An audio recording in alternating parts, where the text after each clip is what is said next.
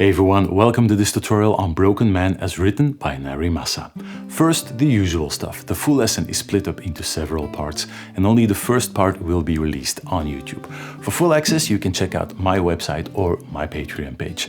Both offer different perks at different pricing points, so there should be something for everyone. If you want the tab and notation file, then do head over to the website, look up the song and click on the music notes icon. That way you'll get a 20% discount. No account or login is necessary to do this. Today's artist was a completely new name for me, and I would first like to thank Simon for sending in the request to look at this song. I'm currently pushing to get my website and Patreon page to 100 full song tutorials, but I really did not want to start making filler content just to get there. So I posted a call for requests to fill in the last 10 songs to get to 100. This lesson is number 94, so we're almost there. Narimasa goes by the full name of Narimasa Asatani, and I do hope I'm pronouncing that somewhat correctly. He is a great fingerstyle player who always seems to lean into the more bluesy side of things. His YouTube channel is unexpectedly small, but he posts most of his music on Instagram, where he has thousands of followers. After the request came in, I listened to this song, and deciding to make a lesson on this song took me about 10 seconds. Everything is here. A memorable melody, a very clever and fun to play groove, and enough variations to keep it interesting. And the best part, it is nowhere as difficult as most of the stuff we usually cover on this channel. The total lesson is long because I'm providing alternatives for every chord voicing that uses the thumb over the side of the neck, and there are a lot of those here. There is also a percussive backbeat that might take some extra practice, but if you're new to this technique, this might be a great starting point to get it into your fingers. Just learn the first 2 bars of the verse before anything else, and I'm sure you'll be more than motivated enough to complete the rest of the song. It is that addictive. Okay, let's get to playing then. The guitar is in standard tuning, at least my guitar is in standard tuning. Narimasa's guitar is in standard tuning but dropped down a full step, so his tuning goes from a low D to a high D, and in between everything is just as you would expect from a standard tuning. So when he plays a C chord shape, it sounds like a B flat. That's basically the only difference. Just for convenience sake, I'm going for standard tuning so you won't have to retune going through the lesson. One other thing is Narimasa uses a thumb pick. Now I've gone through his videos and the thumb pick I think is just glued to his thumb because he plays everything with one. I do think in this song it does make sense to play it without one. It makes the percussive part a lot easier. If you're using a thumb pick, you have to do all sorts of jumping around to get a percussive backbeat going, and without the thumb pick it actually becomes a lot easier. And without the thumb pick it's also quite easy to switch over with this tune to an electric guitar, for instance. I'm thinking about doing the cover version on my new Gretsch, you can see in the background, and it sounds so much better if I leave out the thumb pick. So it is up to you to decide. I will include a small chapter on how to incorporate the thumb pick, but I'm going without one. So standard tuning and nothing but plain fingers. That being said, let's go through the intro. It's just 2 bars, nothing too difficult. Here we go. That's basically all, right? After that, he adds another blues lick. I do think that is already part of the first verse. So what happens, just going through the chords, you start with an A power chord, open A string, 2nd fret, index finger, D string, 2nd fret, middle finger, G string. Then you move up to a C power chord, index finger, 3rd fret, ring finger, 3rd fret on the A string, ring finger 5th fret on the D string, and pinky 5th fret on the G string. And from that point on, you just shift up this chord shape from C 3rd fret to D 5th fret, D sharp or E flat 6th fret, and ending up on E 7th fret. That's all that happens. Strumming pattern, down up on each chord, 1, 2, 3, 4, 1, ending up on the first beat on the E chord. As you can already hear, you play this with a swing feel. So no equally divided strums up and down, but the first one is a little bit longer. 1, 2, 3, 1, 2, 3, 1, 2, 3, 1, 2, 3, 1. That is the time fear you're going for. That was basically all. That was the intro. And the only thing maybe to watch out for is a little bit of muting. So I'm propping up my index finger up against the low E string to make sure that is muted. And I'm dropping down the index finger across all other strings down below to make sure those are muted as well. Now I'm going to dive into the first verse well below the original speed, just so you can have a good look at what you're up against. Here we go.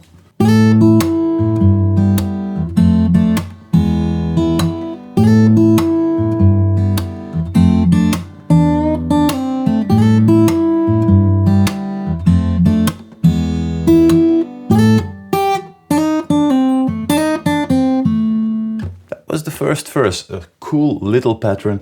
This melody is going to be stuck in your head for the coming 2 weeks. It's so catchy and it is not hard to play at all. As always, I'm going to go over the chord shapes. First, we start basically with an A minor chord, but you're only playing open strings, so nothing too difficult there. Then we move over to a G chord. Narimasa usually uses the middle finger to play the low E string 3rd fret. And then again, all open strings, so you don't even need the high E string for this chord.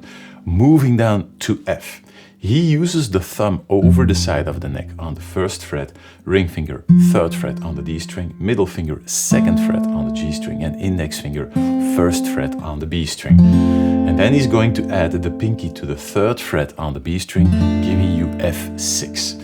It's also possible to play this chord with a bar. But if you're going to play this with a bar, it does make sense to play the G chord with the index finger as well. So you can just move down and add the other fingers. And then after that, into a section of an E chord, open E string down below, middle finger 2nd fret on the D string, index finger 1st fret on the G string. I don't think Narimasa plays the full E chord anywhere. You only need those 2 strings, but if you want, you can go for the safety option as well. That is basically each and every chord. A minor, which you're not playing like this, it's just all open strings, then to G, to F, F6, and to E. That's all that happens. On to the melody. We start with that upbeat, that little blues lick, sliding with the ring finger from the 3rd fret on the B string to the 5th fret, index finger 3rd fret on the high E string, and then a really quick slide back to the 3rd fret. And that slide back down is so quick, it's hardly noticeable from which note it is actually starting. To the 1st fret on the B string, that is the upbeat. 1, 2, 3, 4, 1. Sliding up with the ring finger from the 3rd fret to the 5th fret on the high E string, while adding an open A bass string underneath. And this is basically the A minor chord. You're not grabbing the chord down here. This is all that happens. So that pickup beat in full, 1, 2, straight to an open E string on top. You add the middle finger to the 3rd fret on the low E string, and you play a few open strings in between. There is a percussive click in between here. I'm going to address that in just a second. First, I'm going to go over the different chord shapes.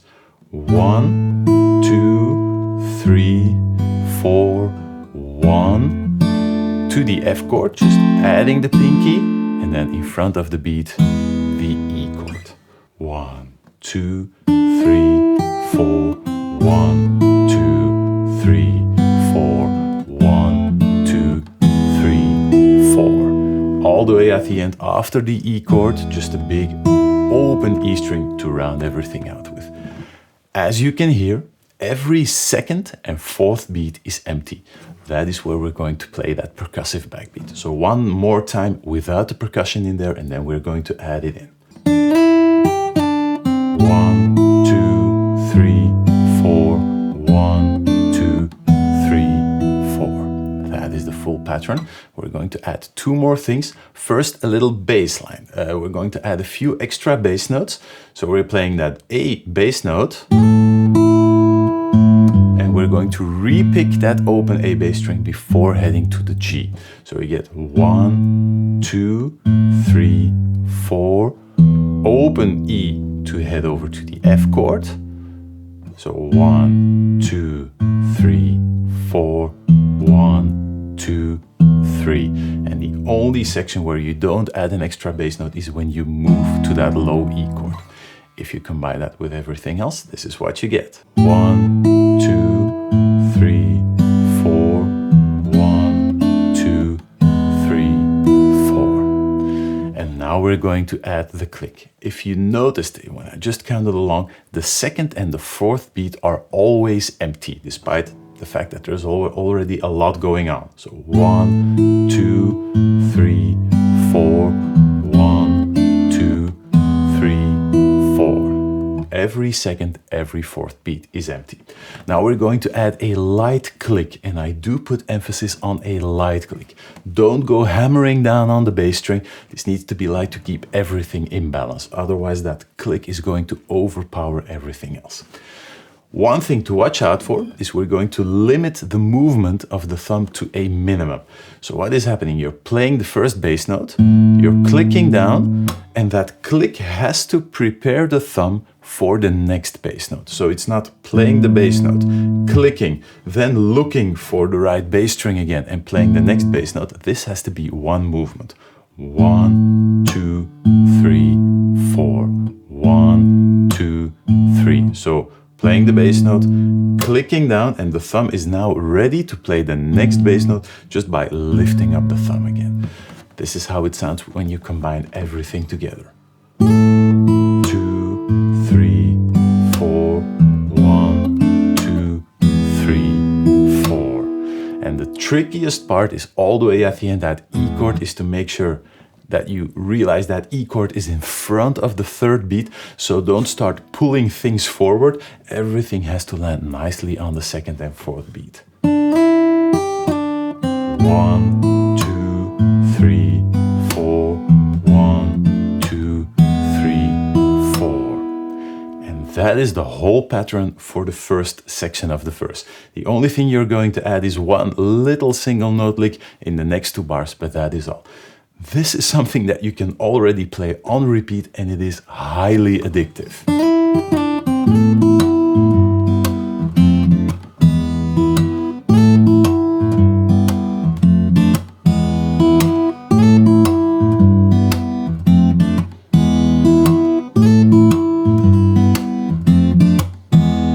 See, so you can just keep it going and going, and it already sounds great.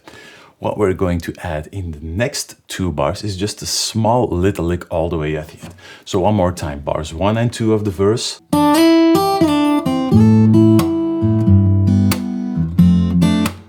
Next two bars, same thing. And that is the only difference, all the way at the end, a little single note lick. So you come out of that F chord, 3, 4, keep the third fret on the B string as you play the low E string. There's no E chord underneath now. If you can pull it off to play that bend with the pinky, go ahead. I have the habit of switching to my ring finger. So it's just because I have a little bit more stability on that bend then. So 1, 2, 3, and you sort of slightly bend that up until you get an E flat, the sound of the fourth fret. You release the bend again, and now this is the first section where you're going to need a little bit of extra technique to get the percussive part going. You're going to pull off, and as you pull off to the first fret on the B string, using the index finger, you're going to play the click underneath. Tricky in the beginning. Once you get it together, it's sort of on autopilot that this will work. So that is maybe the trickiest part of the whole song. And then right after that, you switch to the middle finger second fret on the G string. Ready to head back into the next section. So just those 2 bars with the bend in there.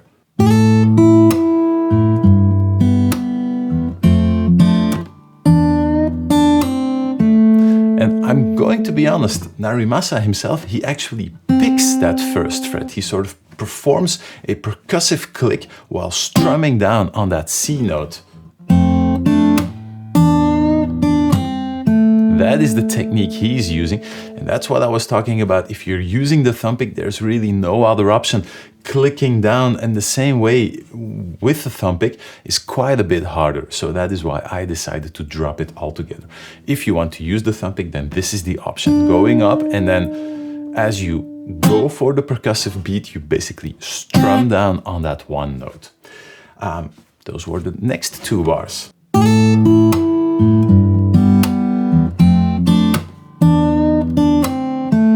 I really like the option with that pull-off. It allows me to really focus on a correct and in balance backbeat. Those first 4 bars all the way through, including the upbeat. 1, 2.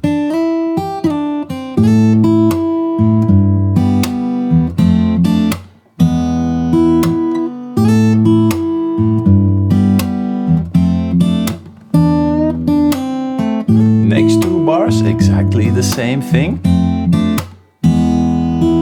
Exactly the same thing as before, and then to end the first verse, a simple blues lick. And you can even add in some bends here, but the lick itself is simple enough. Open A string together with a quick hammer on from the 3rd fret to the 5th fret on the high E string, using the index finger on the 3rd fret, ring finger on the 5th fret.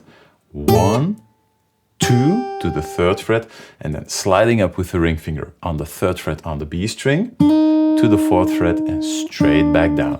1, 2, 3, 4. All fingerings we used by now, sliding up, down to the 3rd fret. 1st fret index finger, and then middle finger G string, 2nd fret. 1, 2, 3, 4. And then you repeat that last section. 1 more time. That's the full lick. 1, 2, 3, 4. 1, 2, 3, 4, 1. And that is a little bass line. Open A string, then all index finger, 1st fret, 2nd fret, 3rd fret, all on the A string, and that is the first bass note of the next section of the song. Something for part 2 of the tutorial. So that full blues lick one more time.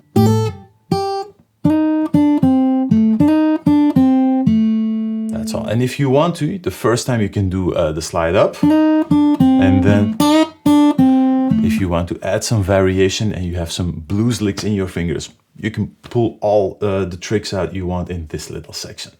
So that was the full first verse. Maybe one more time, the last 4 bars.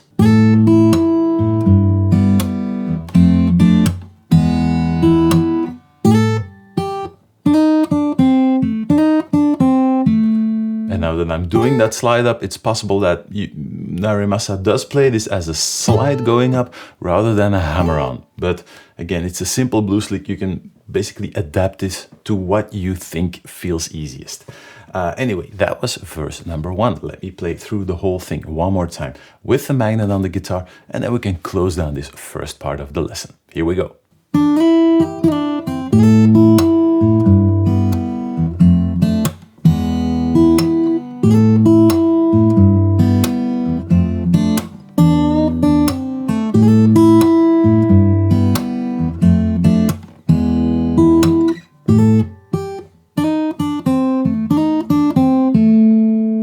So that was the full first verse. I hope you do agree with me that this is highly addictive to play.